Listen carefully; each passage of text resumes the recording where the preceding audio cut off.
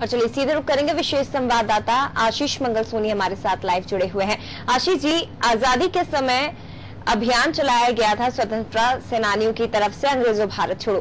कल आजादी के 74वीं वर्षगांठ पर ये नया अभियान चलाया गया, गंदगी भारत छोड़ो। स्वच्छ भारत अभियान से कितना अलग ये अभियान होने जा रहा है और किस तरह लोगों को जागरूक किया जाएगा गंदगी को लेकर?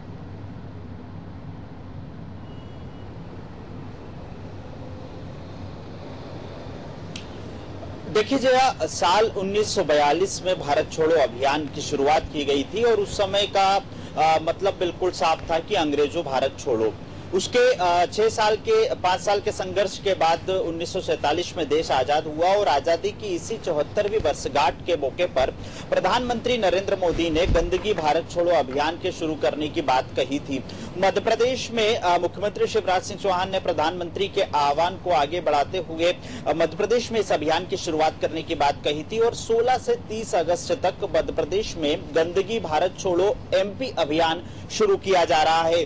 मध्य प्रदेश को कचरा मुक्त बनाने के लिए यह अभियान शुरू किया जा रहा है और यह अभियान 16 से 30 अगस्त तक 4 चरणों में चलेगा। इस अभियान के तहत सबसे अहम बात यह है कि जो सरकारी स्तर पर प्रयास किए जाते हैं वो तो ठीक है, उनको किया जाएगा, लेकिन गैर सरकारी संस्थाओं के जरिए और इसके अलावा युवाओं और अलग अलग वर्ग को जागरूक करके भी इस अभियान को अमली जामा पहनाया जाएगा ताकि किसी भी स्तर में मध्य प्रदेश में गंदगी न रहे। इसमें सबसे खास बात यह है कि नगरीय निकायों में जो काम किए जाएंगे उसके आधार पर रैंकिंग तय की जाएगी और रैंक के आधार पर प्रदेश स्तरीय पुरस्कार भी वितरित किए जाएंगे, क्योंकि आमतौर पर यह मानना है कि पुरस्कार देने से जो संस्था अच्छा काम करती है, जो निकाय अच्छा काम करता है, उसकी तो हौसला अफजाई होती है, साथ में दूसरे और प्रतिस्पर्धा का माहौल बनता है, तो ऐसे में काम तेजी के साथ होते हैं।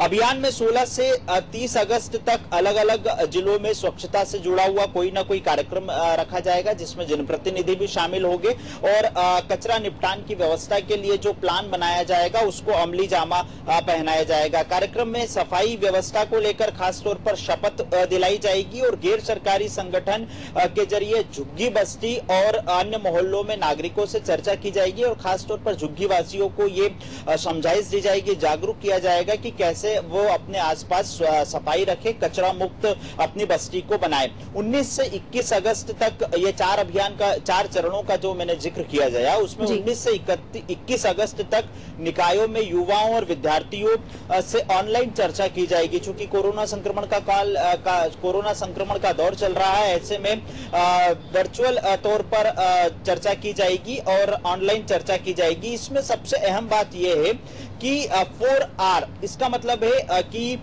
रिसाइकल, रीयूज, रिड्यूस और रिफ्यूज के संबंध में बताया जाएगा और साथ ही नो प्लास्टिक, इसको लेकर चर्चा की जाएगी।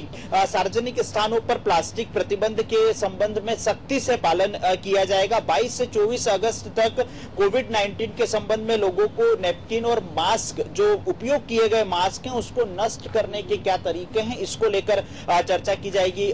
नगरीय आवास मंत्री भूपेंद्र सिंह का साफ तौर पर कहना है कि आने वाले समय में कचरा निपटान के लिए क्या प्लांट लगाया जा सकता है, इस पर भी सरकार विचार कर रही है। 25 से 27 अगस्त के बीच में रिहायशी इलाकों में घरेलू कचरा नष्ट करने के बारे में लोगों को जागरूक किया जाएगा ताकि लोग ज्यादा से ज्यादा संख्या में अपने आसपास जो है वो कचरे से मुक्त अपना क्षेत्र को रख सके। इस दौरान एनजीओ और जो गैर सरकारी संगठन है ये अपने अपने क्षेत्रों को, इनको क्षेत्र बांट दिए जाएंगे, उस क्षेत्रों में जाकर ये लोगों को जागरूक करने का काम करेंगे। अंतिम चरण जो रहेगा इसका वो 28 से 30 अगस्त तक चलाया जाएगा और इसमें स्वच्छता, श्रमदान और सार्वजनिक शौचालयों के अंदर और बाहर विशेष तौर पर सफाई अभियान चलाया जाएगा।